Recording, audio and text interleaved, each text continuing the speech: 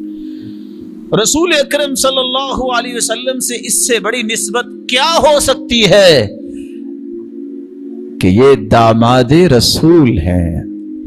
جس کو انسان بیٹی دیتا ہے وہ تو دنیا میں اچھا لگتا ہے تو بیٹی جو ہے اس کے حوالے کرتا ہے نکاح کے بعد.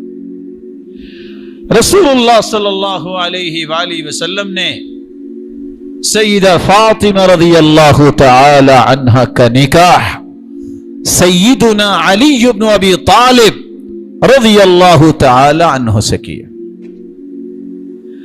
اور اس قدر یہ خوبصورت قصہ ہے. جب نکاح ہوا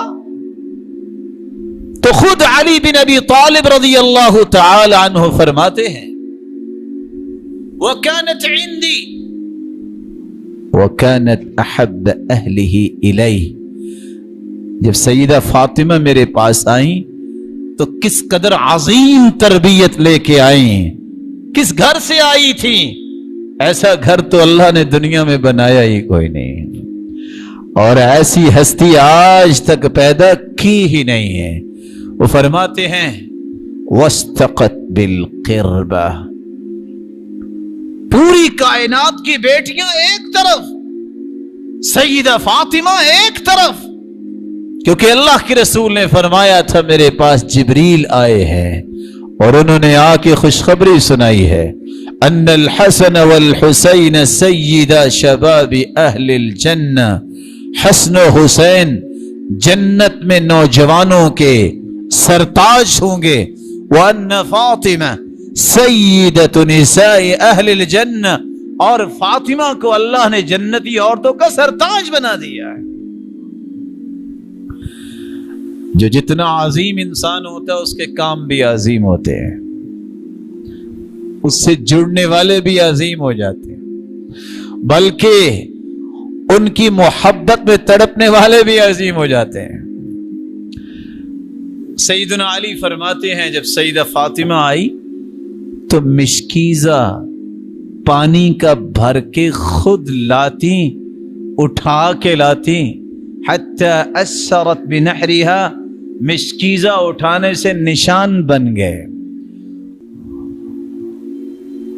فجرت بالرحى، آٹا بنانے کے لیے چکی خود چلاتی. حتی اثرت بیدها، ہاتھوں پہ بھی نشان بن گئے. وقمت البیت، گھر میں جھاڑو خود دیا کرتی. حتی غبرت ثیابها، کپڑے گرد آلود ہو جاتے. وأوقدت القدر حتی دکنت ثیابها، نہ بجلی تھی نہ اس وقت، نہ گیس تھی میرے بھائیوں، نہ یوون سسٹمز تھے. کھانا بھی ہنڈیا بھی خود پکاتی. آج گھروں میں طلاقیں ہوتی ہیں اور گھر اجڑتے ہیں تو کس بات پہ؟ لاڈ سے پالتے ہوئے سمجھتے ہیں کہ میری بیٹی جیسی تو دنیا کی کوئی بیٹی ہے نہیں، لیکن ظلم اس پیاری بیٹی کے ساتھ کیسے ماں اور باپ کرتے ہیں اس کو زندگی گزارنے کا کوئی ڈھنگ سکھایا ہی نہیں. اور اس کو یہ بھی پتا نہیں میں نے خامند کے لیے کھانا پکانا ہے، میں نے اس کے امور کی ذمہ داری سنبھالنی ہے. جواب کیا ملتا ہے؟ اچھا یہ خدمتوں کے لیے ہے. کروڑوں بیٹیاں سیدہ فاطمہ پہ قربان ہوں، میں اس ہستی کی بات کر رہا ہوں جس جیسی بیٹی روئے زمین پہ نہیں تھی. رسول اکرم صلی اللہ علیہ وسلم کی چاروں بیٹیوں جیسی کوئی بیٹی ہو سکتی ہے؟ اور کچھ یہ کہتی ہوئی نظر آتی ہیں لو ہمارے باپ نے تو ہمیں سونے کے نیوالے سے پالا ہے. تو سونے کے نیوالے سے پلنے والا انسان تو نہیں ہوتا، وہ تو کوئی مشین ہوگی جہاں کوئی زرگری کا کام کرنے والے کوئی ڈیزائن کرتے ہوں گے سونے کو مولڈ کرنے کے لیے. تو بے جان سے شادی کیسی ہو گئی؟ یہ کیسے ہو گیا؟ ظلم ہے اولاد کے ساتھ کہ اولاد جب عالی زندگی میں قدم رکھے تو آپ کو دعائیں نہ ملے بلکہ بد دعائیں ملے. سلف ہر کام سکھاتے تھے. دیکھنے والے کہتے آپ اپنی اولاد پہ رحم کیوں نہیں کرتے؟ کہتے انہا ہی امانہ، یہ بیٹیاں امانت ہوتی ہیں، انہوں نے کسی گھر جانا ہوتا ہے تو ہم اس لیے سکھا رہے ہیں کہیں جائیں تو دعائیں تو ہمیں مل جائیں. رسول اکرم صلی اللہ علیہ وآلہ وسلم کی بیٹی سیدہ فاطمہ رضی اللہ تعالی عنہا کا جب نکاح ہوا تو آپ صلی اللہ علیہ وآلہ وسلم نے انہیں تیار کیا. سنن نسائی کی روایت، سنن ابن ماجہ کی روایت ہے، جہزہما بہا ووسادہ محشوہ اذخرا وقربہ. آپ نے ایک مصلی بھی دے دیا، ایک تکیہ بھی دیا، اور آپ نے ساتھ جو ہے ایک پیالہ بھی دے دیا. اور بعض لکھنے والے لکھاری لکھتے ہیں کہ آپ نے چکی کا پاٹ بھی ساتھ دے دیا. یہاں رک کے میں ایک چھوٹی سی گزارش کرنا چاہوں گا جو معاشرے کے اندر بے روی کا شکار ہو گئی ہے. بات وہ کیا ہے؟ کچھ لوگ اس قدر دنیا کے نشئی ہوتے ہیں، ان کو نہ کسی کے ایمان کی قدر ہے نہ کسی کی نیکی کی قدر ہے. وہ لسٹیں بنا کے بھیج دیتے ہیں، یہ جہیز دو گے تو نکاح ہوگا، بیٹی کا رشتہ لیں گے، وگرنہ نہیں. یہ دنیا کے نشے میں دھت ہونے والے کو یہ اسکاچ سمجھ آ جائے جس نے پرورش کر کے تربیت کر کے 15 سے 18 سے 20 سال بعد بیٹی حوالے کر دی ہے، اس نے چھوڑا کیا ہے؟ جس نے اپنے دل کا ٹکڑا دے دیا ہے اس نے رکھا کیا ہے؟ الرجال قوامون علی النساء، یہ مردوں کی ذمہ داری ہوتی ہے اپنے گھر بنائیں، سجائیں اور پھر بیاہ کے لائیں. یہ جہیز کا مطالبہ کرنا یہ سرحد پار ہندوؤں کا ہوتا تھا. آپ انسائکلوپیڈیا اٹھا کے دیکھیے، وہ چونکہ وراثت نہیں دیتے، وہ کہتے ہیں بس شادی کے وقت بھی 2-4 ٹکے دیے اور جو کچھ دینا دے کے فارغ کر دیں. اسلام کہتا ہے نہیں، اسلام کہتا ہے وراثت مرد کو ملے گی تو عورت کو بھی ملے گی، اور ساری زندگی اپنے والدین جو ہیں اپنی اولادوں کو دیتے رہتے ہیں. یہ تو اسلام کا یہی تو کلچر ہے خوبصورت. اور کچھ لوگ کیا کہتے ہیں؟ جہیز لعنت ہے اور طرح طرح کی باتیں. آپ یہ کہہ سکتے ہیں اس کا مطالبہ کرنا برا ہے. اگر کوئی باپ اپنی بیٹی کو دینا چاہتا ہے، آپ کون ہیں روکنے والے؟ نہ آپ نے مطالبہ کیا اور نہ وہ اس لیے دے رہے ہیں کہ ہم نے وراثت سے محروم کرنا ہے. اگر کوئی باپ اپنی بیٹی کو 7 چیز دیتا ہے، آپ ہیں کون روکنے والے؟ کہیں کہ میں آگ لگا دوں گا یہ سامان میرے گھر میں آیا. کیوں؟ سیدنا علی نے ان ساری چیزوں کو آگ لگا دی تھی. دین میانہ روی کا دین ہے. مت اپنے جذبات کو دین کہیے. آپ کو پسند نہیں ہے آپ نہ دے لیں. اس نے اپنے باپ سے لیا ہے، آپ سے تو نہیں لیا. اور سچی بات یہ ہے کہ اگر علم پڑا ہو تو پھر اس طرح کے الفاظ نہیں بندہ بولتا.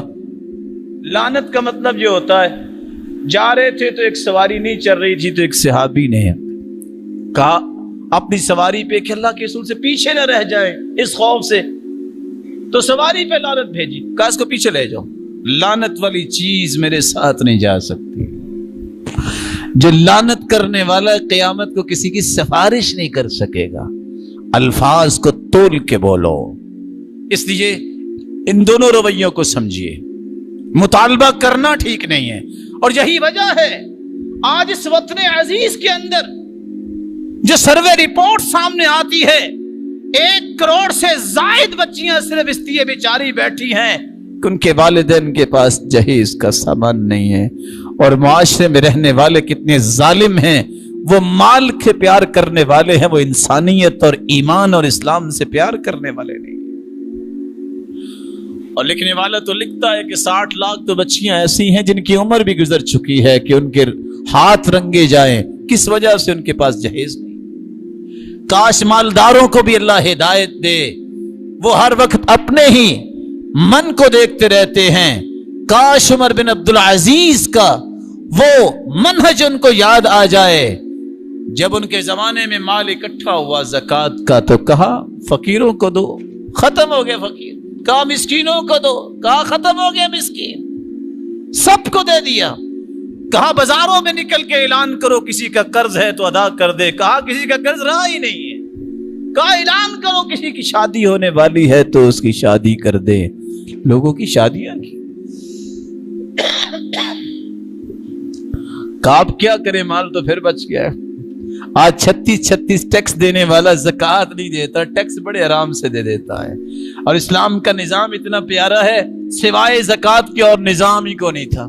10 سال اللہ کے رسول نے مدینہ میں گزارے، 2 سال سیدنا ابو بکر نے رضی اللہ عنہ، 10 سال کی خلافت جو ہے وہ سیدنا عمر کی، اور 12 سال کے لگ بھگ سیدنا عثمان کی، 4 سال سے زائد سیدنا علی کی، 6 ماہ میں سیدنا حسن نے سنبھالا، پھر اس کے بعد 19 سال 20 سال کے قریب سیدنا معاویہ آئے ہیں رضی اللہ عنہ۔ چلتے چلتے عمر بن عبدالعزیز کے دور تک صرف مسلمانوں سے زکوٰۃ لی جاتی تھی، اور مال اتنا بچا ہوا تھا کہ انہوں نے آرڈر جاری کیا، اناج خریدو، باقی مال بیت المال میں جمع کروا دو، پہاڑوں کی چوٹیوں پہ بھی اناج بکھیر دو۔ عمر بن عبدالعزیز یہ پسند ہی نہیں کرتا کہ یہاں سے کوئی پرندہ بھی فلائی کرتا گزرے اور بھوکا گزرے، وہ اترے اور کچھ کھا کے آگے جائے۔ ہم تو دانا کھینچنے اور محروم کرنے کی کوشش میں لگے ہوئے ہیں نا سارے۔ یہ اسلامی دور ہے، یہ وہ اسلامی ریاست اور ریاست مدینہ کی وہ ایک بات میں نے آپ کے سامنے رکھی ہے جو کسی کو یاد نہیں آتی، صرف زکوٰۃ دی جاتی۔ رسول اکرم صلی اللہ علیہ وآلہ وسلم کی بیٹی سیدہ فاطمہ رضی اللہ تعالی عنہا کی بات کر رہے تھے کہ اگر کوئی باپ اپنی بیٹی کو دینا چاہتا ہم روک نہیں سکتے، اور کچھ لوگ تو اب ایک نیا طریقہ، نیا ٹرینڈ کہتے ہیں بس یہ ہم نے مسجد سے بیٹی کو بھیجنا ہے، ہال بک نہیں کروائیں گے۔ تو کس نے کہا ہال بک کروائیں؟ نہیں، مسجد سے جائے گی وہ۔ اللہ کے رسول کی 4 بیٹیوں میں سے کون سی مسجد سے گئی؟ دین کو تشدد کا نشانہ کیوں بناتے ہو؟ دین کے اندر اس طرح رکھنے کیوں ڈالتے ہو؟ 1,44,000 صحابہ تھے، کس کی بیٹی مسجد سے اٹھی؟ لوگ اس طرح کی باتیں سن کے کیوں نہ دین پہ تانے کریں گے؟ یہ کیا طریقہ ہے؟ آپ اپنے گھر سے روانہ کر دیں، مسجد سے روانہ کرنے کی ایک نئی ریت آپ جاری کر دیں جس کا کوئی ثبوت نہیں ہے۔ اور پھر یہ بات سوچنے سمجھنے والی ہے، ظاہر ہے اس بیٹی کو، اس پیاری بیٹی کو فارغ کرنے والی عورتیں ہی ہوں گی نا۔ کسی عورت نے نماز پڑھنی ہے، کسی کے وہ ایام مسجد میں آ ہی نہیں سکتی، آپ کتنے گنہگار ہوں گے اس طرح کے کام کر کے؟ کبھی سوچنے والا سوچتا ہی نہیں ہے۔ دین وہ ہے جو صحابہ کرام نے اختیار کیا ہے، اللہ ہمیں وہ سمجھ عطا فرمائے۔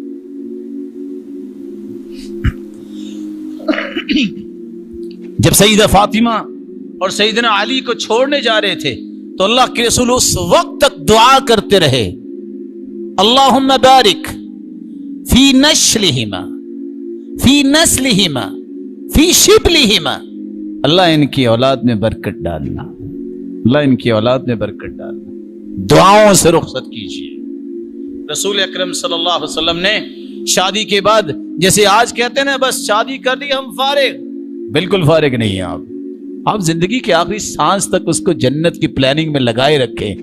رات کی تاریکی میں سحری کے وقت خود سید المرسلین گئے ہیں، جا کے علی رضی اللہ تعالی عنہ اور سیدہ فاطمہ رضی اللہ تعالی عنہا ان دونوں کو اٹھایا ہے، تہجد کریے بیٹا، اٹھو تہجد پڑھو۔ یہ شادی کے بعد کی بات ہے، تو ذمہ داری ختم نہیں ہو جاتی کہ بس میں نے فارغ کر دی، اب جو چاہے کرے، بس جی اب تو شادی ہو گئی ہے، اب میرا کہاں مانے گا، ہم منوانا ہی نہیں چاہتے، اب فارغ کر چکے تو مانے گا کیسے وہ؟ ایک اور عمدہ بات جو ہے حدیث کے اندر موجود ہے، صحیح بخاری کی روایت ہے 441، صحیح مسلم کی روایت ہے 2409۔ انسان ہے نا، بیٹھے بیٹھے کو بات ہوئی تو رویے ایسے ہی ہونے چاہیے، لڑائی نہیں ہوئی۔ سیدنا علی آرام سے اٹھے، مسجد چلے گئے، سرتاج رسول گھر تشریف لائے، کہا بیٹا این ابن امک، آپ کا چچا زاد کہاں ہے؟ کہا مسجد میں چلے گئے۔ کانت बैनी व बैनहु शै, बस बात की हुई है तो मस्जिद चले गए। कहा ठीक। आप सल्लल्लाहु अलैहि वसल्लम जब मस्जिद गए, देखा कि सैयदना अली रज़ियल्लाहु ताला अन्हु सोए हुए हैं और कपड़ा हटा हुआ है, तो जिस्म पे कुछ मट्टी लगी हुई है। तो आप सल्लल्लाहु अलैहि वसल्लम ने क्या फरमाया? कुम अबा तुराब, कुम अबा तुराब, है मिट्टी वाले उठो। तो जल्दी से सैयदना अली उठे और कहने लगे, अल्लाह के रसूल, जब तक मेरी जिंदगी है आपको कोई मेरी तरफ से शिकायत नहीं मिलेगी। सैयदुल मुरसलीन जमीन पे बैठे और अपने मुबारक हाथ से मट्टी साफ कर रहे हैं। वो दामाद हैं, ये ससुर है। कभी इस तरह की भी हदीसें पढ़ लेनी चाहिए कि दामाद से ससुर का रवैया कैसा होना चाहिए और ससुर से दामाद का रवैया कैसा होना चाहिए। अगर होता ये सिलसिला कहीं पाकिस्तान का, तो क्या ख्याल है फिर? या मस्जिद का दरवाजा नहीं है, या मस्जिद के अंदर लोगों ने कहना था ये नमाजी झगड़ रहे हैं, बेनमाजी वो आके जुड़ा दो। क्यों? तुम्हें जुर्रत कैसे हुई मेरी बेटी से बात करने की? रवैये दुरुस्त होंगे तो सहाबा की जिंदगियों को सामने रखने से। अल्लाह अज़्ज़ल जलाल हमें ऐसी ही बातें समझने की तौफीक अता फरमाए।